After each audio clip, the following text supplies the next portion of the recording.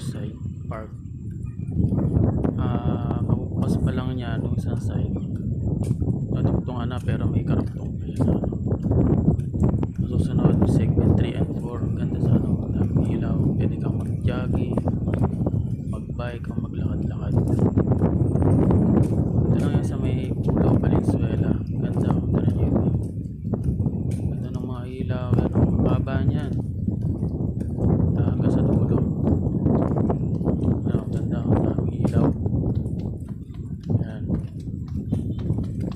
Lakad-lakad ka lang dyan sa gabi, lalo na sa madaling araw. Exercise yan guys. Ganda. May pulo lang yan.